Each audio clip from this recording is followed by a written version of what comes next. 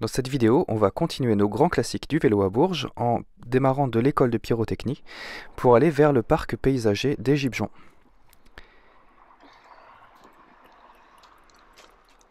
On va pour cela prendre le trajet qui emprunte la rocade verte. On continue la rocade verte vers donc le parc des Gibejons.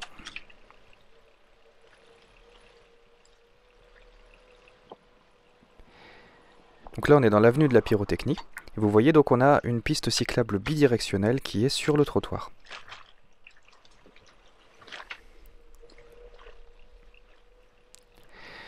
Celle-ci dans notre sens là est à peu près en descente. Une petite descente. Donc c'est assez agréable. Et on va arriver vers le rond-point.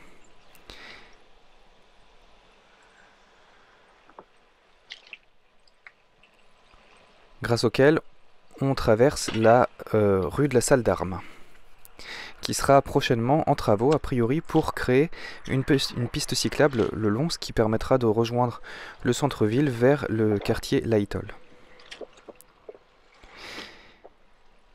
Ici, on est dans la rue Maurice-Roy, et on continue. Vous voyez, il y a une belle continuité de la piste cyclable tout le long du rond-point. Et on a déjà pris cette piste cyclable dans l'autre sens sur d'autres vidéos.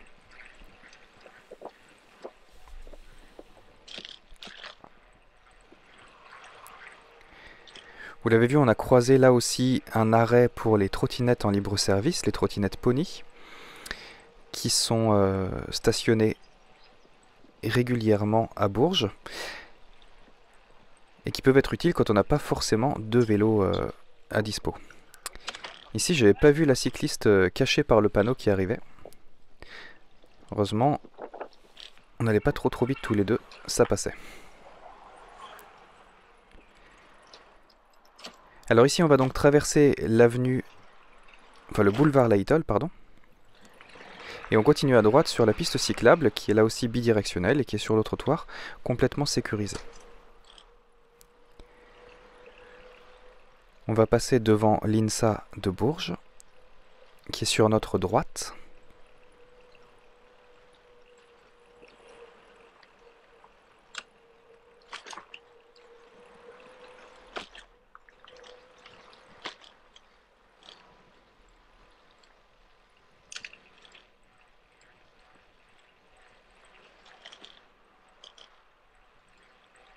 Et sur toutes ces pistes cyclables qui ont été nouvellement créées, j'ai hâte que les arbres grandissent et qu'il y ait encore un petit peu plus d'ombre en été. Ce sera de plus en plus beau à pratiquer à vélo. Et ici on va arriver, en fait voilà, on est à la fin de la piste cyclable. Là je décide de prendre la route parce que en fait ce feu là reste vraiment encore, ce carrefour ici, reste le point le plus critique de ce trajet. C'est très compliqué à vélo. Il faut passer plusieurs feux, les trottoirs sont très peu larges. Normalement ici on n'a pas le droit de tourner à gauche depuis la rue de laquelle on vient, mais là il y a des travaux, une déviation qui nous incite à tourner à gauche. Mais sinon il faudrait tout traverser à pied, il faudrait attendre 2 ou 3 feux.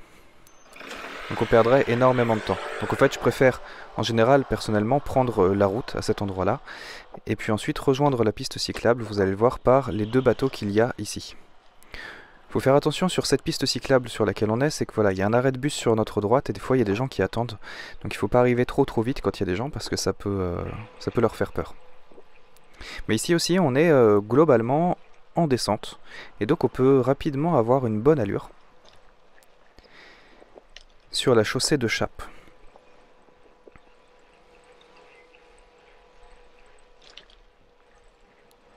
C'est une piste cyclable qui est vraiment agréable à rouler.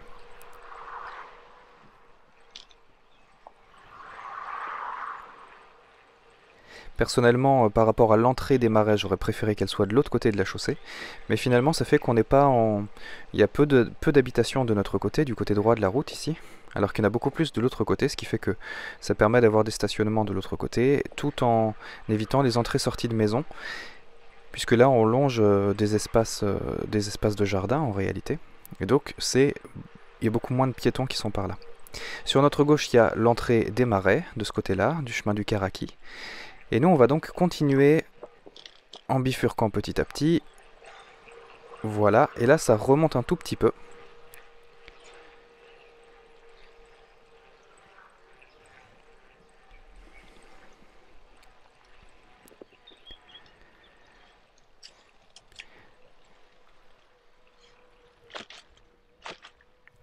Donc toutes ces pistes sont obligatoires, vous voyez les panneaux ronds bleus qui sont sur le côté, qui indiquent donc qu'à vélo ou à trottinette, c'est obligatoire de prendre ces voies réservées pour leur usage, et d'un certain côté, c'est une évidence puisque c'est là qu'on est le plus préservé de la circulation. On arrive ici au croisement et on va tourner à droite dans la rue Antoine-Legrand. On va prendre la rocade verte. On aurait pu aussi tout à fait continuer tout droit, mais cette fois-ci en continuant sur la chaussée de Chappe en fait. Mais cette fois-ci il n'y avait plus vraiment de piste cyclable bien préservée. Ici c'est vraiment la rocade verte avec son revêtement en site propre qui est agréable et qui est complètement isolé de la circulation. Il faut juste passer deux petites barrières. Donc ces barrières qui sont là pour empêcher les voitures et potentiellement les scooters, même si on en voit des fois qui passent par cette rocade verte. Donc ces barrières qui sont là pour faire un filtre de circulation et qui sont empruntables par des petits vélos comme le mien ou par des vélos un peu plus grands, mais qui sont difficilement passables par des vélos cargo, des grands vélos. Donc ça c'est un peu le problème de ce genre de filtre on appelle ça filtre modal je crois, filtre de véhicule. Vous le voyez, le revêtement ici, donc le tracé de la rocade verte est magnifique, c'est très chouette à passer. Simplement le revêtement ici est bien dégradé, c'est entre du sable et du gravier, en fait c'est un peu difficilement qualifiable, mais il a bien vieilli quoi. Et donc il faut faire attention quand on prend les virages dans ces endroits là, on peut parfois arriver à déraper, il faut faire un peu attention. Et notamment, donc là on passe la deuxième petite barrière, et notamment ici c'est encore plus abîmé, ce qui fait que personnellement je préfère passer par le bitume sur la gauche, tout en faisant attention parce qu'il y a forcément, vous le voyez, des zones avec du gravier donc qui a été projeté dessus, et que ça peut là encore glisser, en particulier par temps de pluie. Il faut faire attention, on est juste au bord de la route avec un trottoir. Il faut faire attention de ne pas le prendre trop vite pour éviter de se retrouver allongé sur la route. Donc ça va être notre seul vrai feu, qui est un peu long. Donc il y a un bouton, mais j'ai l'impression que ce bouton n'agit pas en ce moment, je ne sais pas exactement. Ça fait plusieurs fois que je me fais la réflexion qu'en fait on attend le feu entièrement sans qu'il y ait d'incidence du fait qu'on appuie sur le bouton ou pas. Donc on a quelques temps d'attente. Je vais en profiter pour vous parler de mes chiffres habituels. Le trajet au total fait 4 km à peu près, un tout petit peu moins de 4 km, qu'on fera en 13,5 minutes, 13 minutes 30. Ce qui fait une moyenne totale de 17,8 km/h. Et si on enlève cette attente au feu qui est un petit peu longue, en gros, j'attends que la police passe, ça fait une moyenne en déplacement de 19,4 km/h, c'est-à-dire à peu près, je pense, l'allure d'un VAE, donc d'un vélo à assistance électrique.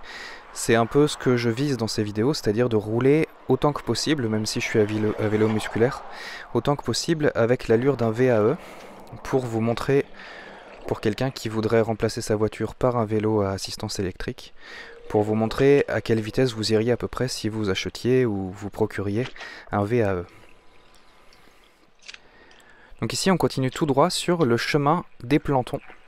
Le chemin des Plantons qui, vous le voyez, n'a pas de séparateur physique pour la piste cyclable. On a une petite bande cyclable ici qui a le mérite d'exister, mais il n'y a pas de séparateur physique qui nous protège de la circulation des voitures plus que ça. Ça reste un chemin qui n'est vraiment très peu emprunté par les voitures en définitive, donc il n'y a pas spécifiquement de danger, c'est pas un gros boulevard. Mais c'est vraiment la seule portion qu'on va avoir où vraiment on n'a pas de séparateur physique entre les vélos et la voiture. Et elle dure à peu près 300 mètres, parce que juste ici, d'où vient le piéton, on va tourner à gauche, hop, et repasser encore une barrière. Et cette barrière, je crois que c'est la pire de tout ce trajet. Et je crois même bien que c'est la pire de toute la rocade verte dans son ensemble. C'est la plus étriquée de toutes. Et on peut pas l'esquiver. En fait, il y en a, vous allez le voir, il y en a une qu'on peut esquiver. Il y en a même deux après qu'on peut esquiver, mais celle-ci, on est obligé de passer à travers. Le revêtement ici aussi est assez abîmé. On passe le long des jardins partagés, sur notre gauche et notre droite d'ailleurs, il y a des jardins maraîchers.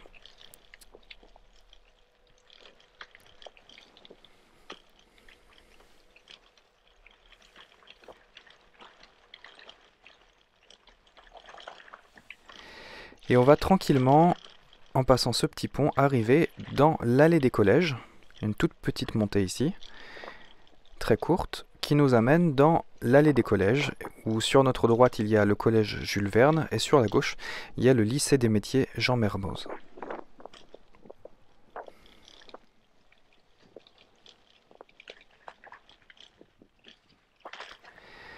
Alors ici j'ai pris mon trajet habituel, j'ai oublié qu'il y a la piste cyclable sur la gauche, qui est au milieu du trottoir à gauche, et donc je passe par mon chemin habituel. En général je prends pas la piste cyclable qui est donc séparée, je vais la prendre là parce que j'ai réalisé que j'étais en train de tourner la vidéo et que le but était de montrer les aménagements cyclables, donc là je la reprends. Vous le voyez, en fait, à cet endroit-là, finalement, il y a des collégiens et des lycéens qui attendent en général leur cours. Ils se posent là aussi, puisque c'est un endroit qui est séparé des voitures. Et donc, en général, ils attendent ici leur cours.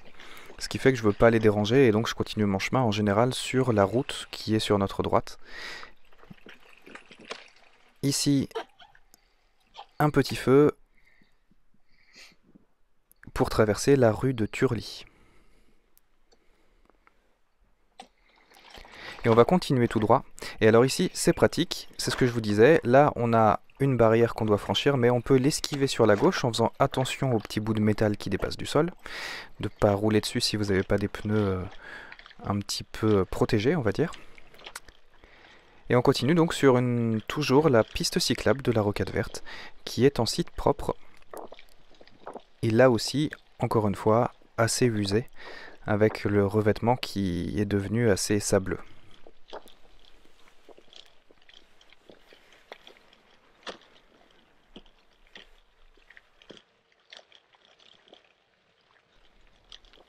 Et donc là on arrive presque au terme de ce trajet, puisque on va être dans les environs immédiats du parc paysager d'Égypte-Jean.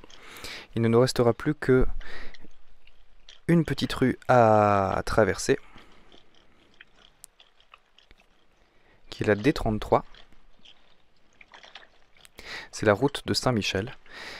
En passant cette petite barrière qu'on peut esquiver là aussi, hop, en se faufilant à cet endroit-là, on va traverser et tourner à gauche. Alors globalement, je vous le disais, une moyenne en déplacement de 19,4 km/h si on enlève donc cette attente au feu qui était un petit peu longue. Et on n'est pas loin de 93% d'aménagements cyclables protégés, donc pour les vélos et les trottinettes, sur tout ce trajet-là. Donc ce qui en fait un déplacement qui est assez utilisé par pas mal de monde pour leur déplacement à travers la ville.